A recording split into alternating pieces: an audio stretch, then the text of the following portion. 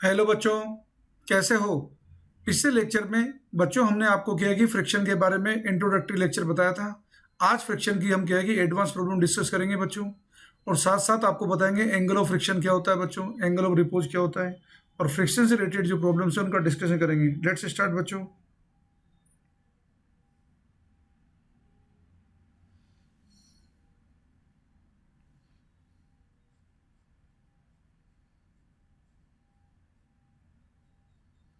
बता रहे हैं बच्चों आपको एंगल ऑफ फ्रिक्शन।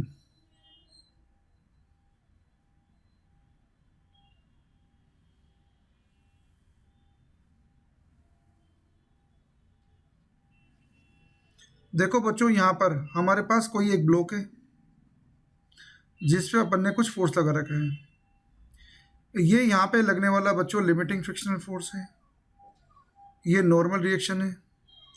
ये नॉर्मल रिएक्शन और एफएल का रिजल्टेंट है बच्चों।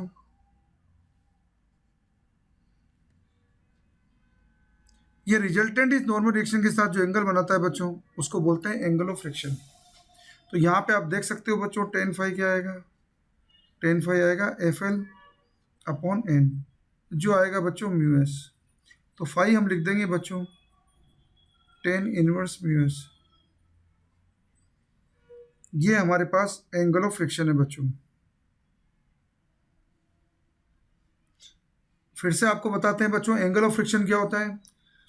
एफ एल और एन का जो रिजल्टेंट है बच्चों, वो नॉर्मल रिएक्शन के साथ जो एंगल बना रहा है उसको बोलते हैं बच्चों एंगल ऑफ फ्रिक्शन। ओके, और इसकी वैल्यू किसके इक्वल है बच्चों? टेन इनवर्स म्यू एस के। अब बच्चों आपको बताते हैं यहाँ पे एंगल ऑफ रिपोज के बारे में। लेट्स स्टार्ट बच्चों।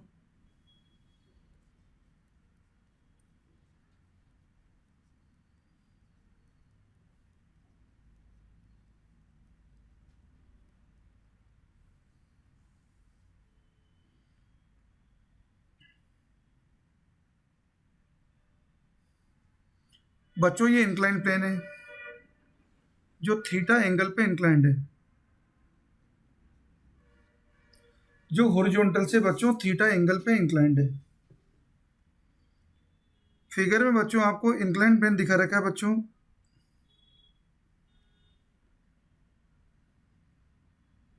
जो हॉरिजॉन्टल से थीटा एंगल पे इंक्लाइंड है। यहाँ पे बच्चों हमने एक ब्लॉक रखा है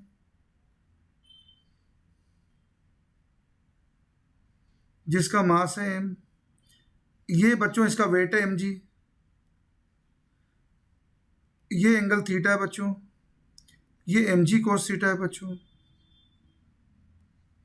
और ये कंपोनेंट जो इधर लग रहा है बच्चों, ये एम जी साइन थीटा है।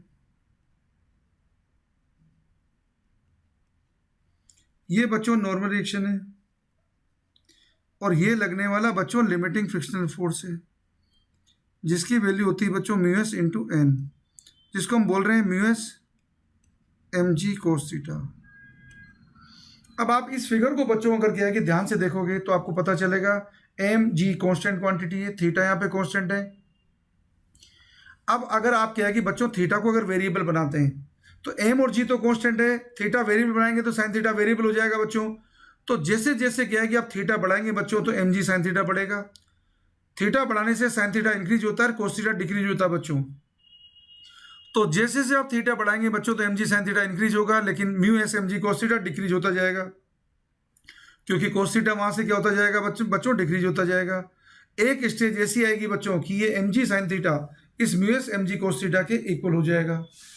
इससे भी ज्यादा अगर आपने थीटा कर दिया तो बच्चों क्या हो जाएगा, ये ब्लॉक क्या है कि इस इंक्लाइन प्लेन पे स्लाइड कर जाएगा। ओके बच्चों, थीटा की इस मैक्सिमम वैल्यू को बोलते हैं, थीटा की ये मैक्सिमम वैल्यू जहां तक ब्लॉक इंक्लाइन प्लेन पे स्लाइड नहीं कर रहा है बच्चों, इसे बोलते हैं एंगल ऑफ रिपोज। ओके, इसे लेमडा से रिप्रेजेंट करते हैं बच्चों। तो एंगल ऑफ रिपोज निकालने के लिए m g sine theta equal to कर दिया बच्चों mu s m g cos theta.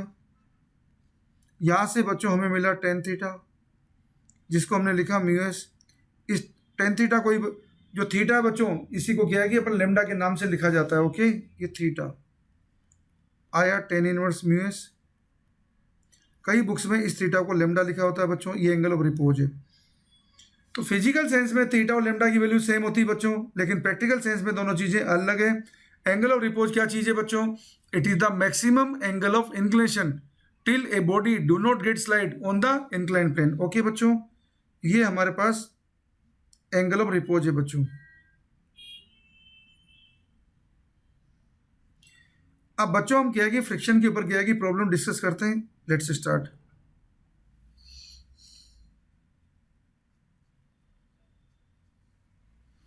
ये देखो बच्चों, यहाँ पे आपको क्या है कि टू ब्लॉक प्रॉब्लम डिस्कस करा रहे हैं जो इंपॉर्टेंट होती है।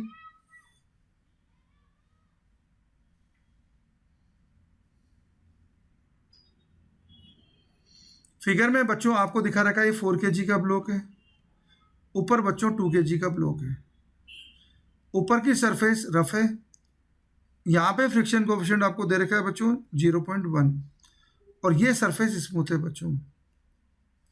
और हमें पूछा है कि मैक्सिमम यहाँ पे कितना फोर्स लगाएं कि दोनों ब्लॉक साथ साथ मूव करें। मैक्सिमम कितना फोर्स लगाएं बच्चों कि दोनों ब्लॉक साथ साथ मूव करें। तो साथ साथ अगर रहेंगे, साथ साथ मूव करेंगे बच्चों, तो 2 kg 4 kg के बीच में जो फ्रिक्शनल फोर्स लगेगा बच्चों वो क्या है कि लिमिटिंग फ्रिक्शन होना चाहिए, वो स्टैटिक फ्रिक्शनल फोर्स होना चाहिए बच्चों। तो लिमिटिंग फ्रिक्शनल फोर्स की वैल्यू कितनी बच्चों 2 kg 4 kg के बीच में आप देख सकते हैं बच्चों। 2 kg 4 kg के बीच में लिमिटिंग फ्रिक्शनल फोर्स से हमें पूछा बच्चों एफ की मैक्सिमम वैल्यू क्या होगी। तो फ्रिक्शनल फोर्स, कौन सा फ्रिक्शनल फोर्स बच्चों, maximum between 2 kg and 4 kg। इसकी लिमिटिंग वैल्यू बच्चों, लिमिटिंग ही लिख देते हैं, ये है बच्चों म्यू एस इंटू एन, ये आ रहा है बच्चों 2 न्यूटन। इसका मीनिंग ये हुआ बच्चों, अगर 4 kg का फ्री बॉडी डायग्राम देखोगे आप,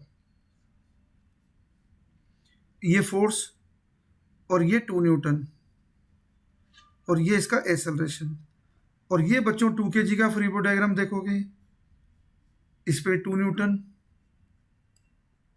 और ये इसका एक्सेलरेशन। कॉमन चाहिए एक्सेलरेशन, तो बच्चों सोल्व करोगे तो 2 न्यूटन इक्वल टू आएगा 2 इंटू ए। तो यहाँ से बच्चों एक्सेलरेशन कितना मिल रहा है हमको, 1 मीटर पर सेकेंड स्क्वायर मिल रहा है बच्चों। इसे हम यहाँ सब्स्टिट्यूट कर देंगे तो एफ माइनस 2 इक्वल टू आएगा बच्चों 4 इंटू ए की वैल्यू कितनी बच्चों 1, तो फोर्स की वैल्यू हमें कितनी मिल रही है। यहाँ पे बच्चों मैक्सिमम फोर्स लगा सकते हैं हम 6 न्यूटन, मैक्सिमम फोर्स लगा सकते हैं बच्चों हम 6 न्यूटन। 6 न्यूटन तक अगर फोर्स लगाएंगे बच्चों तो ये दोनों ब्लॉक साथ साथ मूव करेंगे। अगर 6 न्यूटन से ज़्यादा फोर्स लगा देते बच्चों तो ये दोनों ब्लॉक क्या है कि सेपरेट सेपरेट मूव करना शुरू कर देते। ओके बच्चों, एक और इलस्ट्रेशन देखते हैं।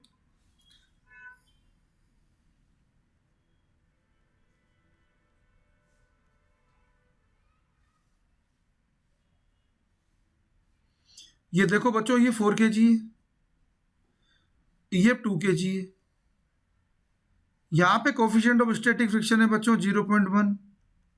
मान लो कोफिशिएंट ऑफ काइनेटिक फ्रिक्शन भी कितना है 0.1 मान लीजिए।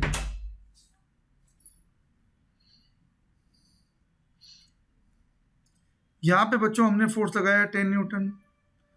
तो देखो, क्योंकि यहाँ पे लिमिटिंग वैल्यू कितनी है बच्चों, इस क्वेश्चन को बच्चों अपन नेक्स्ट टाइम पर देखते हैं। ओके बच्चों।